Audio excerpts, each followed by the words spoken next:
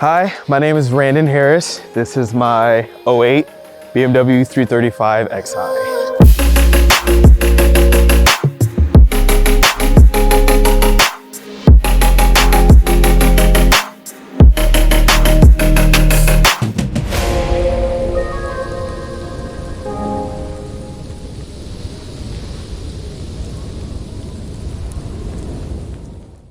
I've had this car for 5 years now. One thing I will say, it has never left me stranded. It's been a great, fun car to drive around.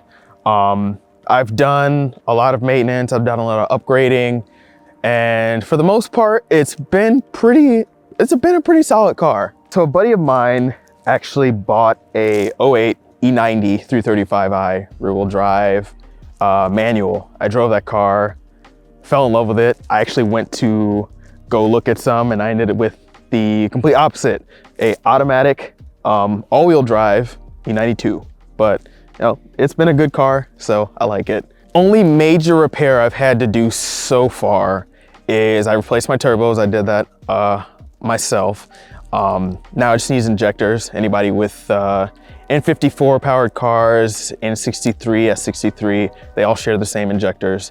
They're common to fail. So that's pretty much the next thing on the bucket list to do for this car. It's not a hard job at all. They're actually pretty easy to get to.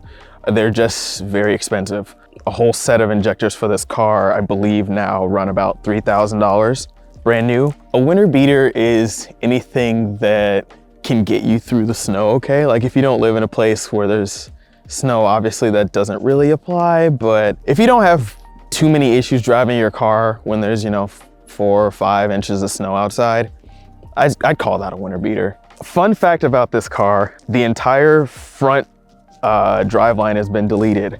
So it's got no front axles, it's got no front diff, it's got no front drive shaft. So it is rear-wheel drive right now.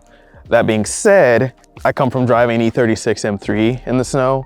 This is actually way better because of just the technology that the car has, the stability control, the traction control, ABS, and winter tires. Winter tires make a huge difference driving a car like this in the winter. Now, when the all-wheel drive system did work, it was like a rocket ship. It was basically just, a snowplow. This car is straight piped, has arm down pipes, 7-inch intercooler from arm, ECS charge pipe and blow-off valve, Berger Motorsports intake, upgraded coils and plugs. I went back to a stock size turbo. I didn't want to upgrade just yet until I assessed everything else that was going on with the car. I've got a flash tune and I use XHP or XDelete for my transmission and my drive line, so it functions rear-wheel drive. I wanted to kind of make this look like a baby M3 GTS, so I have the fenders and the front bumper. I wanted to get an M Sport bumper and a M3 style hood, and then completely paint the car. But in terms of working on the car, it's actually pretty easy to work on. I've replaced water pumps common to E9X cars. They're electronic and most of them tend to fail around 80 to 100,000 miles. So I replaced that. That was pretty easy. It sits down at the bottom.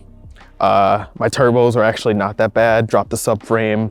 They were pretty much in and out. I won't say that there's been like a super difficult job that I've had to do on this car. It's pretty straightforward. It's hard to find a car like this that's both nice to look at, fast, and relatively cheap to get. Those are like the 3 things that are pretty beneficial about this car. If I would do it all over again, I would definitely get a manual. Like my only thing that I really want out of this car is I want a manual now. If you're looking at a 335 by chance, just do your research. Like make sure you find one that's clean, make sure you find one that's been taken care of. I'm the second owner of this car, and I've driven it now 60,000 miles, I wanna say. Again, like I'll say, it's never left me stranded. I've driven this car home, even with like the misfire that I have going on right now. I drove this car home 5.5 hours and it didn't stop on me at all.